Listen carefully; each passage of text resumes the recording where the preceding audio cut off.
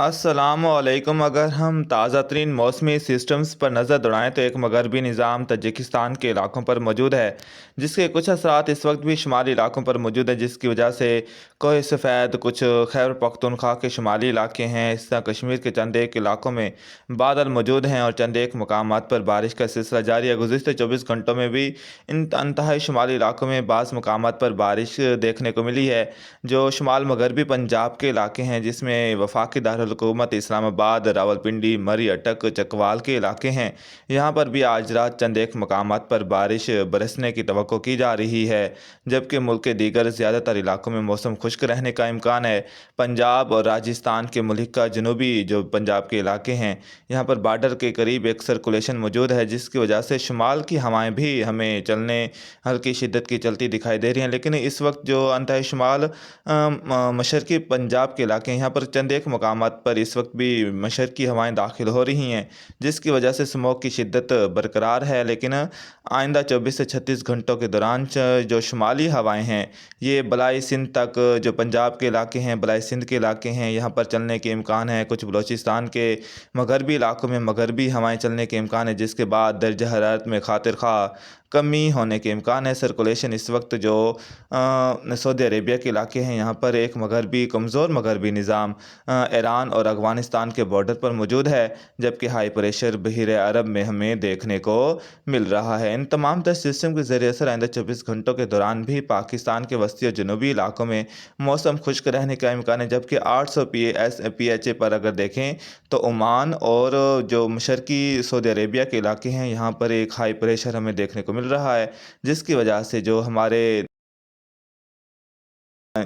اسلامی مشرقی علاقے ہیں، یہاں پر کافی حد تک موسم خشک ہے۔ جبکہ اگر ہم آنے والے دنوں کے دوران لانگ رینج فورکاسٹ کی بات کریں تو پاکستان سمیت جو سعودی عربیہ کے مشرقی علاقے ہیں، کچھ عمان کے علاقے ہو گئے، مشرقی ایران کے علاقے ہیں، افغانستان کے مشرقی علاقے ہو گئے، اس طرح بھارت کے علاقے ہیں، یہاں پر کئی مقامات پر موسم خشک رہنے کے امکان ہے آنے والے 10 سے 15 دنوں کے دوران۔ اور جبکہ پاکستان کے شمالی علاقوں میں، جس میں گلگت بلتستان، بلائی خیبر پختونخوا اور کشمیر کے بعض علاقوں میں وقفے سے نومبر کے دوران بھی بارشیں دیکھنے کو ملیں گی، لیکن جو وسطی اور جنوبی علاقے ہیں، یہاں پر لانگ رینج فورکاسٹ کے مطابق بھی نومبر کے دوران موسم زیادہ تر خشک رہنے کا امکان ہے۔ یاد رہے، اکتوبر اور نومبر پاکستان میں خشک ترین موسم کے حوالے سے جانے جاتے ہیں۔ اگر آپ اس میپ میں دیکھیں تو اسلامی ممالک ہیں، جس میں سعودی عربیہ کے وسطی اور مغربی علاقے ہیں، اس طرح جارڈن، سیریا کے علاقے ہیں، ترکیہ کے علاقے، ایران کے جو شمالی علاقے ہیں، کچھ وسطی علاقے، اور افغانستان کے شمالی علاقوں میں تو بارشیں دیکھنے کو ملیں گی، لیکن جیسے میں نے آپ کو آگاہ کیا ہے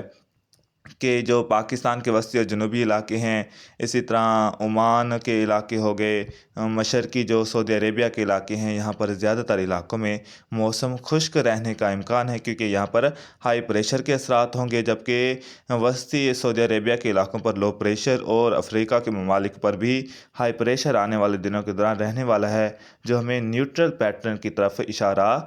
دے رہا ہے۔ اگر ہم مزید بات کریں دسمبر کے دوران تو یاد رہے، جو روایتی طور پر جو سردیاں ہیں وہ نومبر کے آخر یا دسمبر میں ہی شروع ہونے کے امکان ہیں، اور